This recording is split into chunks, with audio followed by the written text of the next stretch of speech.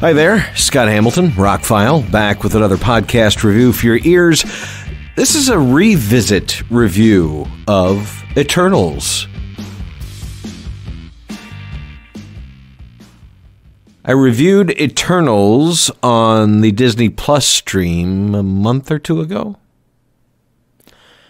I had mixed feelings about the movie, but overall I thought it was good. I didn't like and had a lot to say about the changing aspect ratios of their IMAX enhanced version. Perhaps that was probably not the version I should have chose to watch first. I like the idea of the IMAX enhanced versions on Disney Plus. It'd be nice if those were released on discs, but I understand why they're not. But for that movie in particular, and I've watched a lot of movies that are IMAX enhanced over the years, I'm used to them switching back and forth. Sometimes it's not noticeable at all. The Star Trek movies and a couple of others that have been released a long time ago on Blu-ray would switch back and forth, and it wasn't too noticeable. The Eternals stream was switching back and forth within seconds of each switch, not just switching for a long set piece and then switching back. It would switch, switch, switch, switch, switch, switch. I felt like there was something wrong with my TV, and it wasn't. It was how the stream was coming in. Maybe they fixed it since then. But I thought it changed way too often for it to be comfortable. And so it was distracting to watch the movie. Well, today is Monday, Valentine's Day, and my Eternals Steelbook from Best Buy arrived a day early. So that's why you're getting a special podcast that wasn't in my previous schedule. I had an opportunity to watch it tonight because I have to do some work late tonight. Monday nights, to not bore you with too many of the details of what else goes on in my world, Monday nights are the nights I have to do music for my internet radio stations because I have terrestrial radio stations that take up my day. And one of my internet radio stations is down right now, so I have half the work to do, but it's the one that's always the most work. So anyway, I was killing time until I had to wait till 8 p.m. Alaska time before I could report the new music. I have to wait till midnight Eastern time. So anyway, I had an opportunity to watch Eternals before you can buy it. It'll be available tomorrow at Best Buy, Walmart, and wherever else you buy movies. I had heard that the 4K disc was dim. One of my Blu-ray reviewers online, one of my 4K reviewers, thought the movie was dim compared to the original stream. And so I wanted to kind of gauge it for myself, and I wanted to watch the movie again. I don't know why. Like I said, I had mixed emotions about it. It's not one of my favorite Marvel movies, but... So I cooked dinner and sat down and watched it. First of all, it looks much better than the stream. Parts of it do look dimmer than what I remember the stream, but I don't think it was like unnatural. I think that's what they were going for because you could still see everything. My black levels were still good. There was still detail in the shadows. It gave some of the scenes a very pastel look, but I think that was artistic. This is one of the only native 4K transfers, at least I read it was a native 4K transfer, that Marvel has released.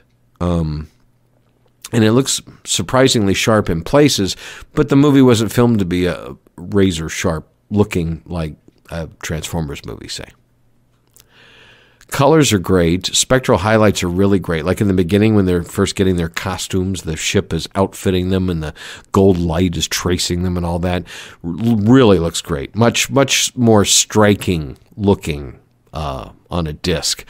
Disc was pushing anywhere from 80 at times 100 megabits per second. That's a lot more than you can stream. That's why discs look better. You're really getting more data. Same with the soundtrack, the Dolby Atmos soundstage. Everything it sounded wider, bigger, cleaner. I don't know. I'm sure a stream is compressed to a certain extent, but it's supposed to be fairly lossless. My system did signal it was Dolby Atmos and Dolby Digital, so that kind of confirms what I've read about the movie. And I liked the movie a lot more the second time through. Maybe... Sometimes I found with movies that don't hit me right the first time, watching them again just kind of paints everything in a different light. Maybe I wasn't in the mood for it the first night or whatever. I was in the mood to watch it I really wanted to see it the first time I watched it. And not that I don't think I used the words disappointment in my original review. It's just it was a good movie. It didn't feel like a good Marvel movie, if that makes any sense. And you have to have seen it, and I'm not going to get into spoilers in this review either. I also think not enough credit is given to the movie for A, the way it looks, B, as mature as it is, C, that it reined in Angelina Jolie. She's not the star of the movie, but she's in the movie, but she really only has one or two big talking scenes, and most of the time she's kind of gone berserk and they're just fight scenes. I thought that was interesting. More of note this time through than others. I do like most of the people in the movie. I said something about Richard Madden, being the guy who kind of plays good and bad in most of the roles he plays. And that, again, it's one of the reasons why I can't really get into his character a lot in the beginning of the movie, because the actor, I know he's gonna pull something. It's gonna happen.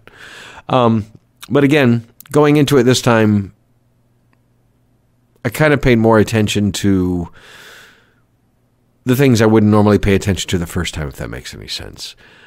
Chloe Zhao directed it. She's an Academy Award-winning director, and again, not enough credit is given to her. She wanted to direct a Marvel movie, and this is what she wanted to direct. So it's epic. One of the reviews of the back of the box said Marvel at its magnificent best, and that's a good word.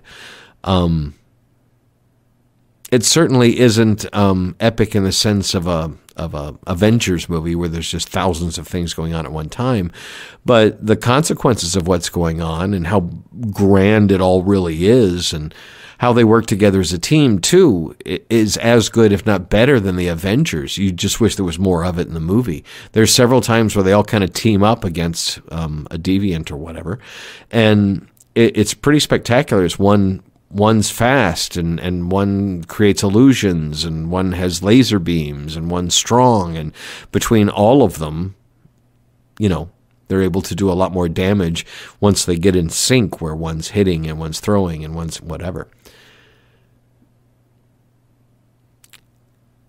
I didn't remember the first time through that they question sometimes how they were made. If the mythology of the story is that they were created to fight the deviants, and we find out a little later there's more to that story, why would they create a deaf one and a child one? It's probably explained in comics I didn't read. I mentioned in my first review that I was not a huge fan of the Eternals. They weren't on my radar. I seem to remember when they were around being talked about, that kind of thing, but they weren't any comics that I ever collected or any heroes that I ever followed. But I liked Eternals a lot more this time. It stayed in a wide aspect ratio. That probably helped. That I knew what I was getting into probably helped. Moved a lot faster this time. I still think it could be trimmed a little bit, but we say that in retrospect. An Academy Award-winning director and hundreds of people worked on this movie for several years, and we watch it in 2.5 hours and go, well, we could have cut that out. Well, it does feel like there's more movie here than we get. I haven't checked to see if there are any deleted scenes. There's no extras on the 4K, which is commonplace these days. Smaller companies are starting to move the extras to the 4K, which is nice. So if you want to watch extras, you have to kick out the 4K and put in the Blu-ray, which I will do because I imagine there are deleted scenes. There seems to be more movie here than what we got, but it flows well. It feels like an adult Marvel movie. It does have moments of Marvel-ism, but less so than pretty much any other Marvel movie that's come recently. Yeah, we kind of get a little tie-in at the end, but we don't really know what it all means at this point. It would have been nice to get some familiar Marvel faces to tie in, at least at the end. I mean, they did it at Shang-Chi. We get Hulk at the end in a post-credit scene. But I liked Eternals much better this time. I'm glad it's in the collection. Glad I picked up the Steelbook. Now I still have all MCU movies in Steelbook, and a lot of the Marvel non-MCU movies are also in Steelbooks. But Eternals, I think it's misunderstood in a lot of ways because people, Spider-Man proves what people want. I give Marvel kudos for trying, for spending a lot of money and time and doing, some fringe heroes. It's kind of what they did with Guardians of the Galaxy, and that was a huge success. This one, not so much, but creatively, it was different than anything else that's come before, and I got to applaud them for that. We probably, they'll get their own movie, and they'll probably tie it into the other universe as they did with some of the other fringe things that have been tied into the MCU. And I hope so. It'll be interesting to see how many of these Eternals return for the second one. I'm sure they're probably all contractually obligated. It does say Eternals will return at the end, so there you go. But not being as familiar with how Eternals and the Black Knight tie into the MCU, what was Blade doing in that post-credit scene? We hear Blade's voice. How does that all come to happen? Guess we'll find out, since the Blade movie's coming soon. I'm Scott Hamilton. I'm Rockfile. If you haven't seen Eternals yet, check it out on Disney Plus. See if you like it. I would pick it up on 4K. Looks and sounds great. It's definitely one of the more artsy, one of the more creative Marvel movies. You may not like it as much as some of the others, but I got to say, I would rather Marvel take chances like this than something like Black Widow, which was just kind of hollow except for a few things, I thought. I'm going to rewatch that one again real soon because I've only seen it on stream and finally got a 4K copy of it. Anyway, my links are below. Thank you for taking the time out for listening to a second review of a movie I reviewed recently. More podcasts are coming each and every other day. That would be all even days, I believe. I promote them on odd days and post them on even days. So thank you for listening.